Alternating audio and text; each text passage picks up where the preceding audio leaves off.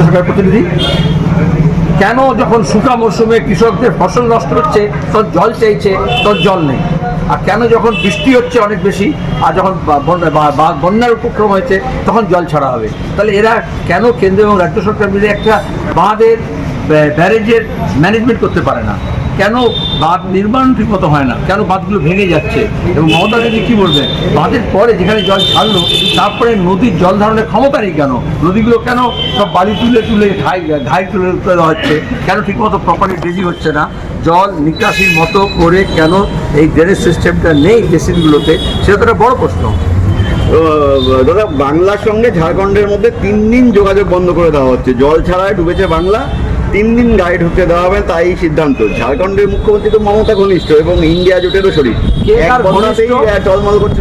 ঘনিষ্ঠ বড় ব্যাপার নয়, এইভাবে এখানকার আলু চাষিদের সর্বনাশ করে দিয়ে মিদনাপুরের বিশেষত হুগলির মমতা ব্যানার্জি বললেন আলু যাবে না উড়িষ্যায়, আর তারপরে উড়িষ্যায় বিজেপি সরকার, তারা সেখানকার যারা আমাদের পরিযায়ী শ্রমিক ছিল, এই উত্তরবঙ্গের ছেলেমেয়েরা ছিল, তাকে ধর্মের নামে, বাংলাদেশের নাম করে, বাঙালির নাম করে, মুসলমানের নাম করে তারপর আক্রমণ করলো। তাদেরকে মমতা ব্যানার্জি যারা দায়িত্ব নিলেন, আর আজকে আবার ঝাড়খণ্ডের সঙ্গে করছেন। মোদি যেরকম প্রতিবেশী দেশগুলোর সঙ্গে সুসম্পর্ক রাখতে পারে না, মমতা সেরকম প্রতিবেশী রাজ্যগুলোর সঙ্গে সুসম্পর্ক রাখতে পারেন না। এক দেশ এক ভোট, 32টা দল সমর্থন। আচ্ছা, গোটা স্বাস্থ্য ব্যবস্থার রফা করে দিয়েছে গত 1 দশক ধরে, এবং খামোকে উত্তরবঙ্গ বদনাম হচ্ছে উত্তরবঙ্গ লবির নামে। আসলে এটা তো কয়েকজন মমতা কালীঘাটের ঘনিষ্ঠ ডাক্তারদের কীর্তি।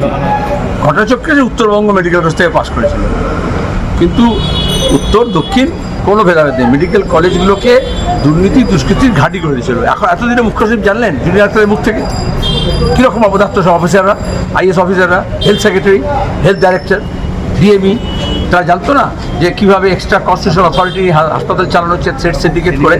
এই যে দুর্নীতি দুষ্কৃতির চক্র, এটা কি শুধু হাসপাতালে? মুখ্য সচিব এখন চিকিৎসকরা আন্দোলন করছে বলে গোটা রাজ্য এখন আজি করে ঘটনার পরে বিচার চাইছে বলে এখন টনক নড়েছে মুখ্যমন্ত্রী আর মুখ্য সচিবের। তাহলে শিক্ষার ক্ষেত্রে, কৃষির ক্ষেত্রে, ভূমি রাজস্ব দপ্তরে, পুরসভাগুলোতে, পঞ্চায়েতগুলোতে সর্বত্র তো এই দুর্নীতির বাসা পেয়েছে। গতকাল আলোচনা করলেন মুখ্য সচিব, কিন্তু মিনিটসে সই করলেন না। ওরা চাইছেন আমার যেমন বেলি তেমনি রবে, চুল হয়ে যাবে। আজকে হঠাৎ করে দেখা গেল যে আন্দোলনকারীদের ওখান থেকে চেয়ার টেবিল ফ্যান কেউ কেউ তুলে নিয়ে যাচ্ছে। এখন দেখা যাচ্ছে কেএমসি গাড়ি এসে বায়োটয়লেটের ইয়েগুলো তুলে নিয়ে গেছে। পুলিশ আবার বলছে আমরা কিছু তুলিনি, আমরা সাহায্য করবো। আচ্ছা, সল্টলেকে কেএমসি কেন?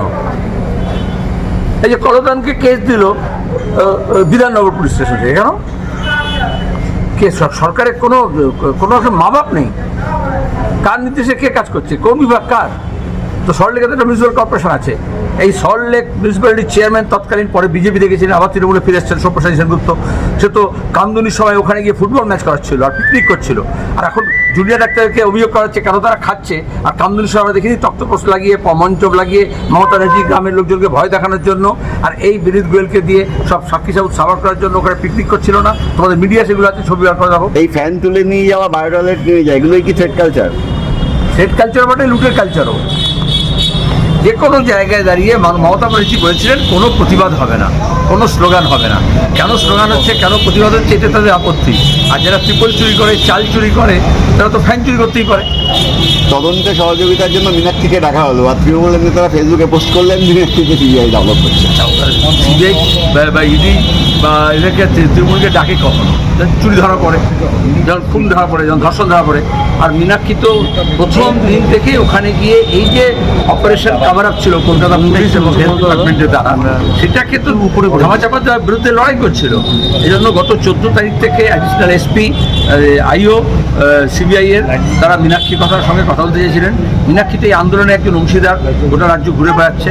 সুতরাং সেই জন্যই সে কনভিনিয়েন্ট টাইমে গিয়ে তার কাছ থেকে তার 9 তারিখে এই যে নর্থ ক্যালকাটার যে ডিসি এবং পুলিশ তাকে যেভাবে অপমান করলো, তার শরীরে হাত দিল, আর তারপরে যেভাবে ওর বাবা মাকে ঘিরে রাখলো, কিছুতেই লাশ তাদের হাতে দিল না। এরা যখন গাড়ি আটকাচ্ছে তখনও তৃণমূলের এমএলএর হাতে, কাউন্সিলের হাতে লাশটাকে তুলে দিল সরকারে পুড়িয়ে দেওয়ার জন্য। এই গোটা ঘটনাটা তো বিবৃত করতে হবে। সেটা সিবিআই চাইছিল মীনাক্ষীর কাছ থেকে রেকর্ড নিতে, কারণ মীনাক্ষী বলা মানে হচ্ছে যে সত্য বয়ানটা সিবিআই জানলো। ছাড়া আর কোনো দল এটাকে সমর্থন করতে পারে না, কারণ এটা তো এখানে থেমে নেই। এক দল এক ভোট নয়। আমরা প্রথম থেকে বলছি আরএসএসের যে হিন্দুত্ব নামে যে ফাঁসিবাদী রাষ্ট্র তৈরি করতে চায়, তারা বলতে চায় এক ধর্ম, এক ভাষা, এক জাতি, এক রাষ্ট্র, এক দল, এক নেতা। এইভাবে জিএসটি যখন এসেছিল বলেছিল ওয়ান নেশন ওয়ান ট্যাক্স। তারপর আমরা দেখেছি ওষুধেও আর কীরকম ট্যাক্স বাড়িয়েছে, আর কীরকম হেলথ ইন্স্যুরেন্সও জিএসটি 100% করেছিল, তার বিরুদ্ধে মানুষ সোচ্চার হয়েছে। তখন একটু বলছে আমার শোধরাবো। সুতরাং এই বিজেপি শোধরাবে না। তারা আসলে তার যে কোর রাজনীতি, এটা কালচারাল ন্যাশনালিজমের নাম করে আমাদের যে বহুত্ববাদী যে সংস্কৃতি আছে সেটাকে সব ধ্বংস করতে চায়। আরজিকর হাসপাতালে মনোযোগ আজকে যখন সিপি এসছেন তাকে খুঁজে বার করা উচিত যে আগের সিপি গিয়ে কী করেছিল, কীভাবে ধামাচাপা দেওয়ার চেষ্টা করেছিল, তাহলে তো তাকেও সিবিআই থাকবে। আজকে ওনারা বলেছে যে স্বাস্থ্য ভবনে সাফাই হোক, কিন্তু মেডিকেল সিস্টেমটাকেও সাফাই করা দরকার। আগে তো ওর জিপটাকে সাফ করতে হবে, জিপ ছোলা কিনে দিয়ে ওর জিপটাকে চাষতে হবে। জলপাইগুড়ি